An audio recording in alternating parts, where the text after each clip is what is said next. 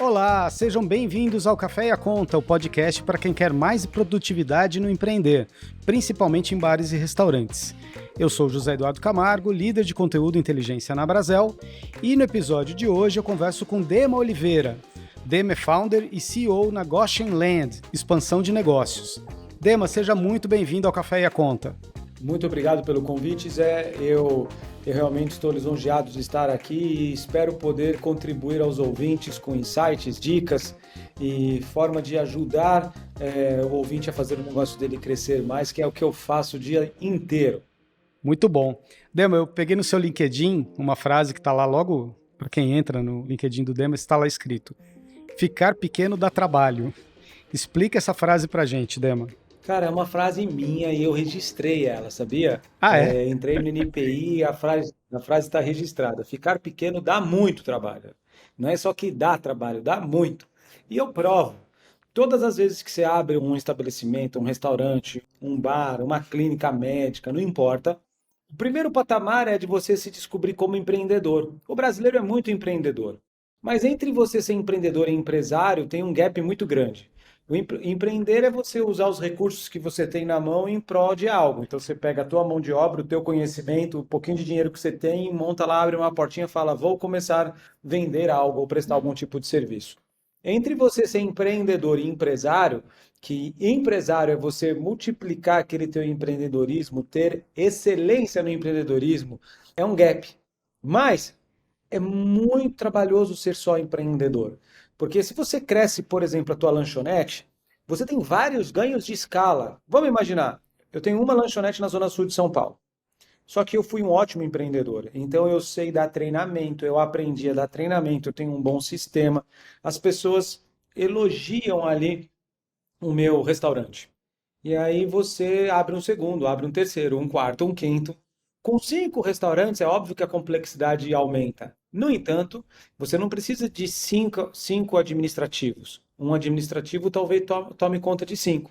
O teu poder de compra de um determinado tipo de produto não é mais para uma unidade, são para 5 unidades. O teu poder de negociação perante um vendedor de um software, de um sistema, etc. Então, a escala, mesmo sendo linear, ela é muito mais rentável. Então, muitas vezes eu faço projeto de empresas aqui para crescer, é melhor ela ter 5 unidades do que uma, porque a uma dá prejuízo. É muito trabalho, é dia e noite ali. É mais fácil ele ser audacioso, pegar um empréstimo, dar um passo arriscado e colocar 3 unidades do que uma. E eu provo isso por número, eu provo isso. Então, nós somos criados para não ficar pequeno, nós somos criados para crescer. Nem se esse crescer for, ao invés de abrir uma, abrir duas. E aí isso tem uma historinha, Zé, que depois eu explico, que se chama Blitz Scaling, que são as temporadas de Não, já cada. pode explicar agora. Não, queremos saber agora o que é o Blitz Scaling. Blitz Scaling é o seguinte, normalmente eu explico muito isso na minha palestra. Blitz Scaling veio de Jesus, cara. Jesus, ele falava assim, se alguém te chamar para andar 1 milha, anda 2 milhas. E do tipo assim, cara, vamos fazer tal coisa? Vamos. Aí você fica cansado. Aí você fala, não vou ficar cansado, não, vou dar mais um passo. É só mais um passo, é só mais um passo. É a arte de continuar indo, e mesmo se as pessoas te forçarem a andar muito, você vai ter que andar dobrado. Como é que funciona para os negócios do Blitz Scaling? É escalar através de blitz, um passinho de cada vez. Vamos imaginar que o Dema chama o Zé para comer uma bacalhoada em casa. Aí o Zé vai lá com a esposa, tal, filho, aí come um bacalhau e fala assim: Dema, eu nunca comi um bacalhau tão gostoso. Parece que eu estou no sul de Portugal. Eu falei: é mesmo, Zé? Ele falou: é, Dema, é animal esse bacalhau. Aí eu chamo o Zé de novo, eu chamo o Zé de novo, que eu estou fazendo na minha casa. Chega um momento que o Zé, ele vai fazer ali um churrasco com todos os entrevistados do Café e a Conta. Ele fala, cara, vou fazer um evento aqui, Idema, quer saber de uma coisa? Eu ia chamar um cara aqui que é dono do restaurante, mas não, teu bacalhau é tão bom, eu gostaria muito que você nos fizesse para nós esse bacalhau. Aí eu falava assim, tá bom, Zé, vou fazer o bacalhau, mas, cara, eu não tenho condições. O que eu posso fazer é o seguinte, eu dou a lista aqui dos ingredientes, você compra, eu pego a minha empregada lá em casa, lá que é uma excelente cozinheira, tá comigo há 20 anos, é quase da família, e eu ajudo ela a cozinhar, mas eu não quero perder o café com você. Eu vou dar a dica para ela. Só que todo mundo que tá ali fala assim: Meu Deus, que bacalhau gostoso é esse? E aí tem um segundo, aí um dos caras que estão ali dentro fala assim, Zé, aonde você arranjou aquele bacalhau? Você não vai acreditar, é o Dema, cara, é a receita do Dema, ele não passa. É um negócio único. Pô, eu vou fazer uma festa de final de ano na minha empresa, eu não vou fazer pizza, não vou fazer churrasco, eu quero bacalhau. Aí o cara, que foi o Zé que te indicou, eu te encontrei no restaurante. São sempre 150 pessoas. Eu falei, 150 pessoas? Mas eu pago. Pago R$ 200 por cabeça para ter esse bacalhau. Eu falo, opa, peraí, R$ 200, 100, caramba. Só um minuto. Chegar lá na Dona Maria em casa, Dona Maria, tá liberada essa semana, você não vai trabalhar, faz o seguinte, vai lá, compra bacalhau, compra as batatas, as panelas, pega todas as panelas, a gente vai ficar um sábado fazendo esse negócio e vamos cobrar isso aí. Daqui um pouco as pessoas começam a me chamar. Aí um dia eu, falando assim, pô, comecei a ganhar um dinheirinho usando a Dona Maria em casa, né? Eu acho que sou bom mesmo em fazer bacalhau. Aí eu tô andando com o meu carro na frente da minha casa, ali, por exemplo, nos Jardins de São Paulo, e eu olho uma portinha assim, aluga-se. Era um restaurante português, há muitos anos atrás, mas está parado. Aí minha esposa fala assim, Dema, o que você acha da gente botar esse bacalhau aqui? Aí ao invés, a gente contrata outra empregada em casa, a Dona Maria cuida. Vamos dar emprego pro povo, vamos fazer isso aí. Mas eu não sou cara de restaurante. Não, vai lá com o Zé, faz um curso, como que administra restaurante, aprenda esse negócio e abre aí essa bacalhoada do Dema. Tá bom.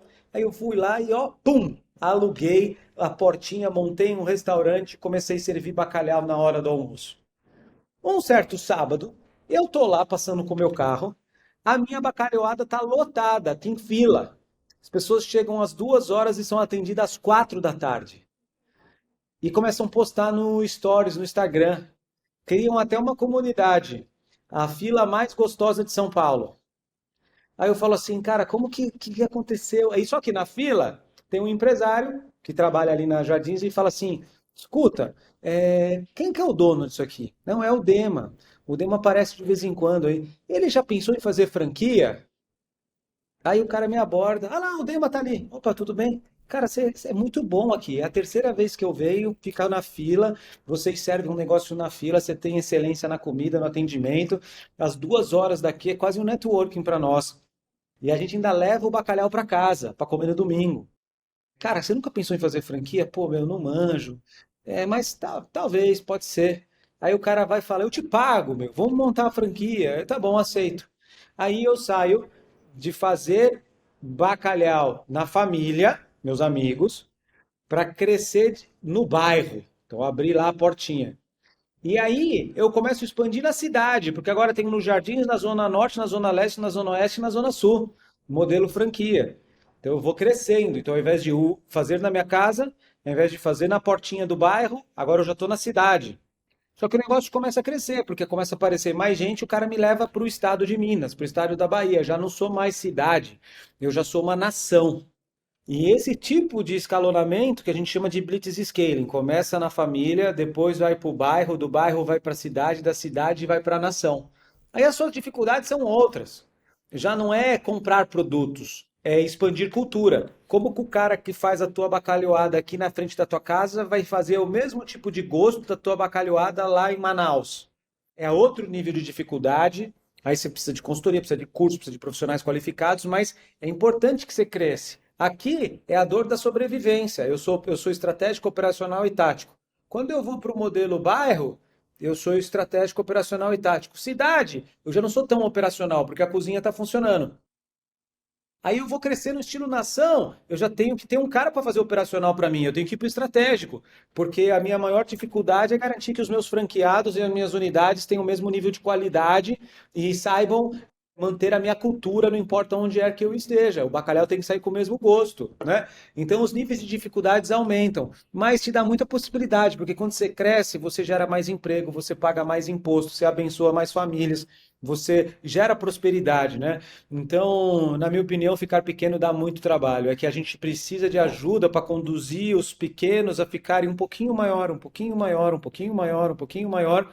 Chega um momento que tudo bem, mas ficar com uma, eu sou o cara contrário a isso. Eu falo assim, meu, vamos sonhar mais alto aí.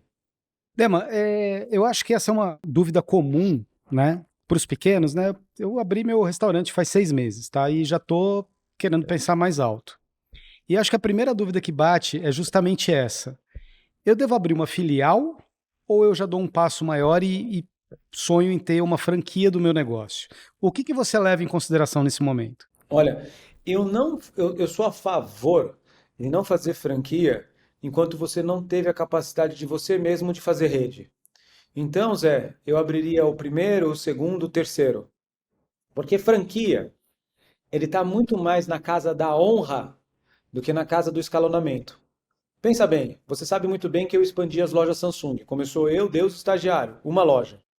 Eu demorei 6 meses para fazer uma loja. Os coreanos me chamavam de usually, sem uso. Ele falava assim, esse cara é sem uso. A Rússia abrindo um monte de loja, fechou todas na Rússia. E o Dema demorou 6 meses, que eu estava afiando o machado, Zé. Para quem não sabe, eu conheci o Dema na Samsung. Nós dois trabalhamos ao mesmo tempo lá, na mesma época, ali por 2015, né? Dema 2014, que eu entrei por aí. E o Dema era responsável por implantar na Samsung essa cultura das lojas, né? Que era uma coisa que a marca coreana não tinha ainda. E depois vieram vários outros desdobramentos, né? E depois ele saiu da Samsung. E aí eu quero aproveitar isso, Dema, para te perguntar, né? De onde veio essa inspiração para fundar a Goshen Land e ajudar o pequeno a crescer? De onde veio essa sua vontade de trabalhar com empresas e fazê-las crescer? Não só o pequeno, né, Dema? Você não trabalha só com pequeno, né? Mas você tem desde o pequenininho mesmo, né? Explica um pouquinho como é que a Goshen Land trabalha. Quando eu estava na Samsung, a Samsung me deu um desafio, que era destruir a Apple. Era essa a meta, Zé. Destruir a Apple em número de lojas. A Apple tinha um monte de lojas, a Samsung não tinha nenhuma. Então, o sucesso foi escolher o modelo correto de crescimento. Qual o tamanho da loja, qual que é o tipo de funcionário, qual o uniforme, qual o processo, qual o tipo de suprimento, o que vender, qual o serviço, qual que era o sistema. Então, o conjunto fazer uma unidade própria como se fosse uma franquia. Essa foi a mágica de dar certo. Depois possibilitou o crescimento de mais de 300 unidades de loja, né? Nesse momento, eu falei, cara, eu realmente aprendi a fazer unidades de negócios que crescem, começando com uma. E eu acabei sendo abordado, Zé, por outras empresas, falando assim, Dema, você não quer ajudar meu restaurante a crescer? Eu tenho um restaurante de carne de porco aqui em Cuiabá, eu queria abrir em outros locais. Agora eu não sei se eu abro franquia, se eu abro licenciamento, se eu abro unidade própria, se eu coloco no iFood para vender, se eu faço dark kitchen. O que que eu faço? Qual o melhor caminho? Eu tenho 3 T's: tempo, talento, tesouro. Eu não quero gastar meu tempo de forma errada, eu não quero gastar meu tesouro de forma errada e nem meu talento em algo que não vai dar certo. Eu prefiro te pagar para você vir aqui montar o projeto e aí me dar o caminho certo, porque eu estou muito preso no operacional, preciso que alguém pense para mim. E aí eu comecei a fazer projetos terceirizados. Mesmo dentro da Samsung, eu fui lá em compliance, na área de jurídico, e falei para a diretora na época, mais ou menos assim, posso fazer essa consultoria? Ela falou assim, se você não me contar, pode. Eu falei, tá bom, então vou fazer. Aí comecei a fazer. Chegou uma hora que esse negócio ficou grande, Zé. Tava fazendo ali desde lanchonete na frente da Universidade de Mackenzie, que tem comida e tem chopp, queria expandir, até o maior parceiro estratégico da XP no Brasil.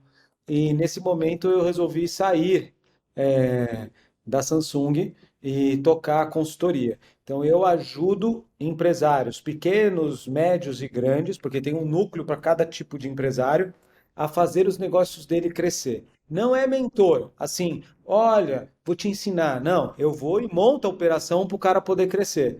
Por exemplo, se o Zé quiser me contratar, eu faço um projeto de crescimento da unidade de restaurante do Zé, entrando até em reformulação de cardápio, se necessário. Porque quando a gente fala em expansão, existem 7 formas, 7 formas. Todos os negócios.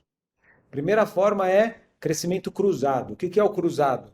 Ou eu faço outras unidades próprias, ou eu faço franquia, ou faço verticalização. Exemplo, sou um ótimo restaurante, só que eu quero também ser uma ótima indústria de alimento. Então é verticalização. Segunda forma de crescer é desenvolver novos produtos e serviços. Eu tenho um restaurante, mas meu cardápio está tão ruim que eu não consigo faturar nem diferenciar da concorrência porque eu não percebo isso. A terceira forma é tecnológico. Eu vendo bebida, por exemplo, só que aí eu plugo no Zé Delivery e aí eu acabo ampliando a minha forma de vendas porque eu usei tecnologia a meu favor. A quarta forma é comprar concorrente. Tem muito bar que está numa oportunidade ruim E aí você vai e fala assim, cara, ao invés de eu montar do zero, eu vou comprar aquele do concorrente, eu pago com carência, eu pago uma parte do lucro, eu assumo a operação de um terceiro, coloco minha marca, então tem muita oportunidade na aquisição de bares e restaurantes, mas muita, tá? E eu digo o seguinte, Zé, eu digo que a gestão, ela é fantástica. Se você é um bom gestor, você cresce qualquer coisa na área da alimentação, sabe?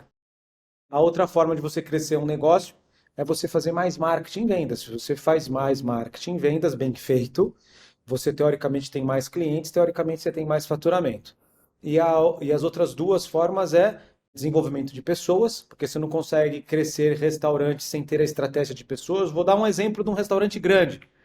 Você pega o nosso pessoal, posso dar o exemplo do Coco Bambu, mas eu posso também dar outros exemplos de restaurantes do Nordeste que vêm para o Brasil. Eles normalmente eles trazem pessoas de outros estados para morar nos alojamentos deles, e aí a pessoa tem ali uma exclusividade de mão de obra na região. Muitas vezes o colaborador está no Rio Grande do Sul e ele vai para o norte porque ele quer ganhar mais, ele quer ter uma carreira. E o ato dele estar focado ajuda ele a fazer isso. Ninguém está falando se está certo ou se está errado. É o modelo de negócios. E a outra forma é analisar lucro. Muitas vezes o dono do restaurante ou bar, ele olha o lucro geral, mas ele tem que olhar o lucro por produtos. Muitas vezes o molho de tomate dá negativo e a pizza dá positivo, mas ele está perdendo no molho de tomate. Então esse tipo de análise precisa ser feita diariamente. Então esses 7 modelos é o que gerencia um crescimento de qualquer negócio. Quanto mais você é bom nesses 7 modelos, mais você tem chance de fazer seu negócio crescer, gerar empregos e, mais uma vez, escalonar, né? Tem uma coisa que é mundial hoje em dia, né? E eu acho que é muito específica desse nosso tipo de negócio. E o ouvinte do podcast com certeza vai se identificar, porque é uma dor realmente geral, que é a questão do trabalho, tá? Em vários aspectos, né? Tem um aspecto bem mais geral mesmo, que é assim, que é uma dor do setor como um todo, que é se tornar atrativo para talentos, né? A gente sabe que é um setor difícil mesmo, né? Que tem especificidades em relação ao trabalho, mas você também tem dores que são mais localizadas, digamos assim, no trabalho, né? Uma delas é contratar gente com mais experiência, por exemplo, e a outra é contratar gente que tem experiência e tenha talento para desenvolver o trabalho e ajudar o negócio a crescer, né? Como você trabalha essa questão do emprego, tá? O setor ele é majoritariamente formado por empresas de uma pessoa só. O dono ou a dona, no máximo, tem um sócio, né? É minoria o número de empresas que tem sócio. E quando você começa a crescer, você tem que delegar, e você tem que treinar, e você tem que confiar. E boa parte disso é seleção. Como é que você trabalha isso com quem você está ajudando a crescer? Porque muitas vezes a pessoa nunca trabalhou contratando pessoas, escolhendo pessoas, treinando pessoas. Como é que você trabalha essa dor? Começar sozinho é muito arriscado. Por exemplo, você tem as associações, você tem o Sebrae, você tem diversos grupos gratuitos para você aprender. Você tem donos de outros bares que poderiam te ajudar você a não cometer os mesmos erros.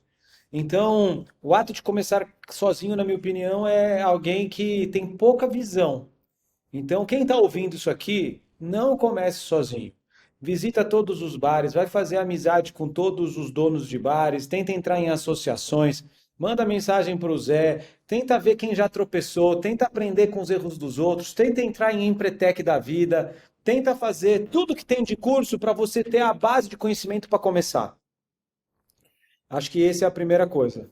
A segunda coisa que eu vejo, depois você tem que se especializar exatamente em como contratar pessoas para restaurantes e bares, qual remuneração pagar, quais são as habilidades que são utilizadas para manter o profissional e como que engaja essa pessoa. Muitas vezes ela tem que trabalhar durante a madrugada, qual que é a legislação trabalhista para tal e principalmente aonde buscar essas pessoas. Normalmente, quando a gente vai para pequenos bares e restaurantes, é tudo muito informal. Coloca alguém de uma família, o meu primo que está desempregado, etc. Mas mesmo sendo o primo, a esposa, o namorado, alguma coisa do tipo, essas respostas precisam estar na tua ponta da língua. como motiva, como engaja, como contrata e assim por diante. Então eu falo assim, haja vista que você não consegue atrair um monte de gente ao mesmo tempo, atraia uma bem feito. Uma bem feito.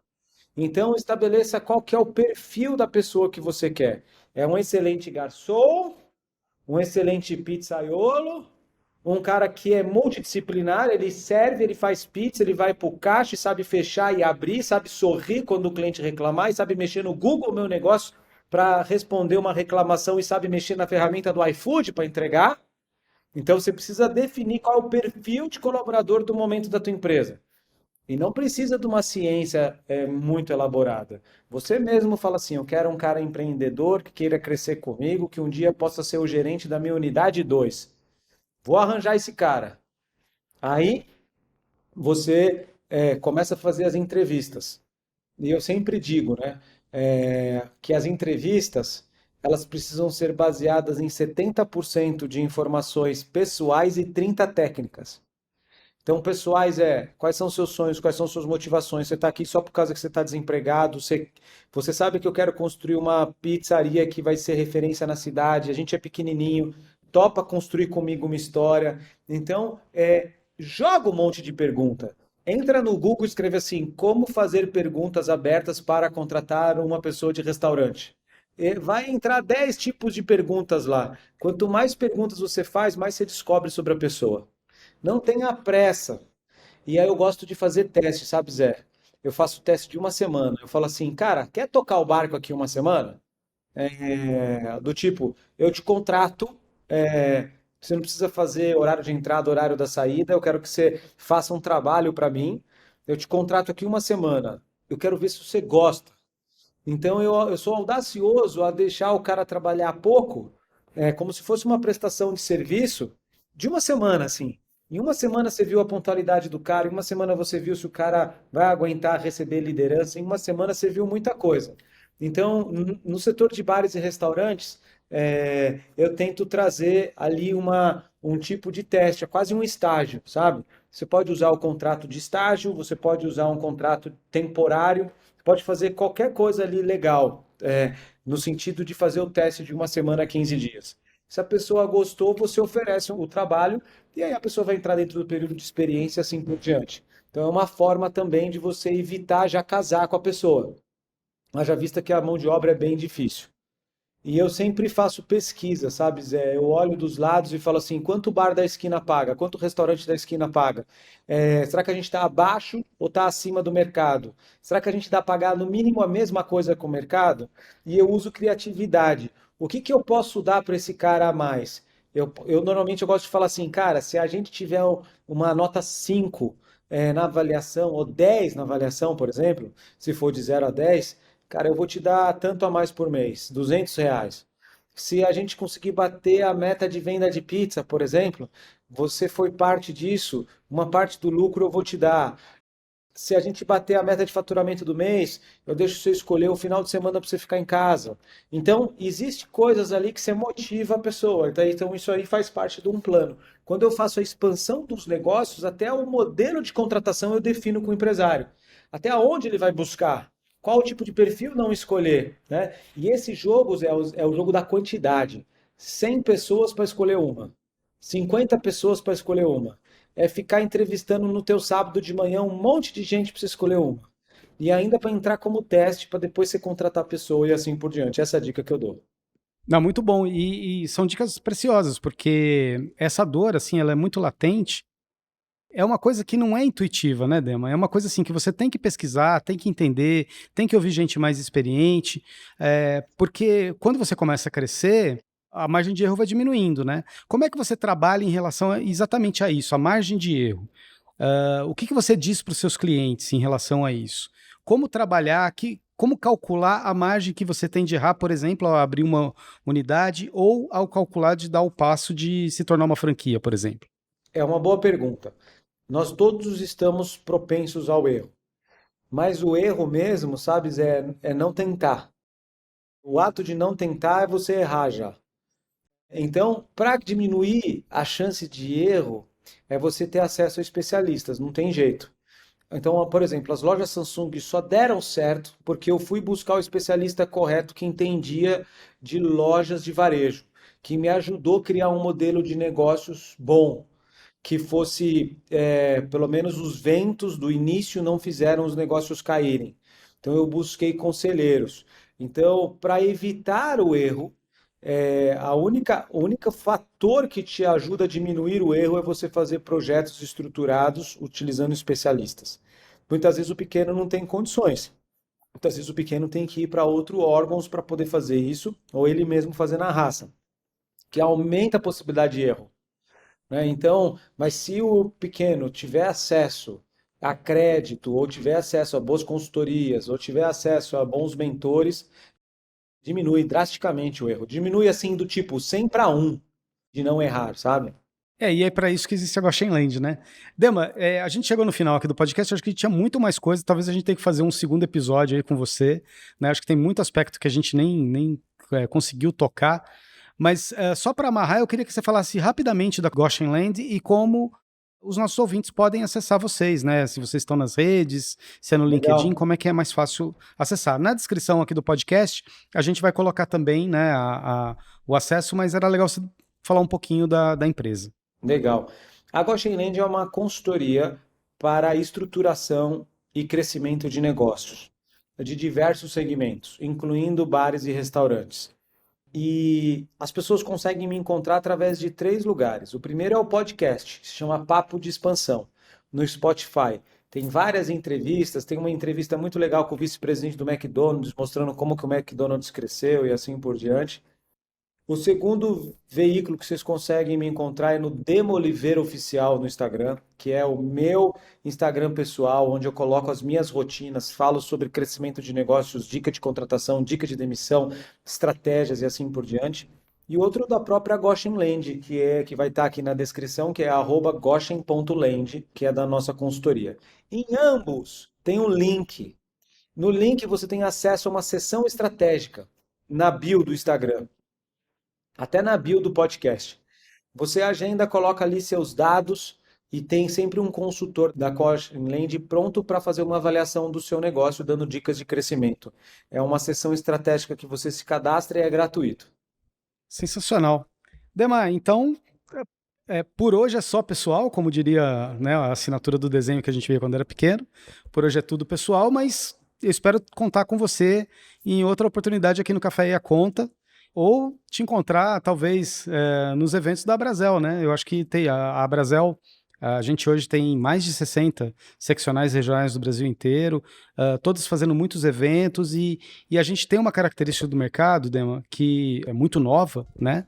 Depois de todo o furdunço que a gente teve na pandemia, para você ter uma ideia, de abril do ano passado até janeiro de 2024, ou seja, em menos de 12 meses, a gente teve a criação de 100 mil empresas a mais, que não são MEIs, né, são empresas mesmo, mais estruturadas, né, que faturam mais do que 360 mil reais por ano, no nosso setor.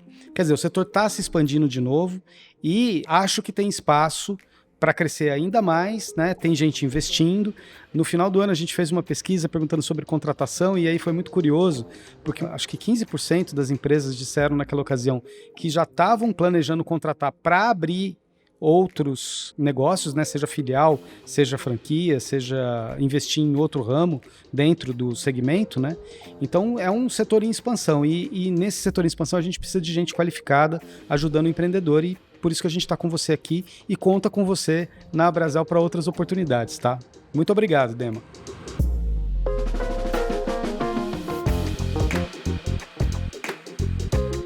Gente, esse foi o Café e a Conta. Nós voltamos na próxima semana com mais um episódio. O podcast, o Café e a Conta, ele é voltado para quem empreende em bares e restaurantes.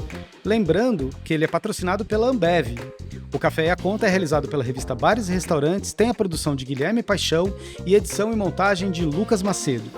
Esse episódio foi apresentado por mim, Zé Eduardo Camargo. As redes sociais são de Flávia Madureira e Gabi Aires. Para saber mais sobre como simplificar o empreender e ter mais produtividade em seus negócios, acesse abrazel.com.br/revista. Um abraço e até a próxima!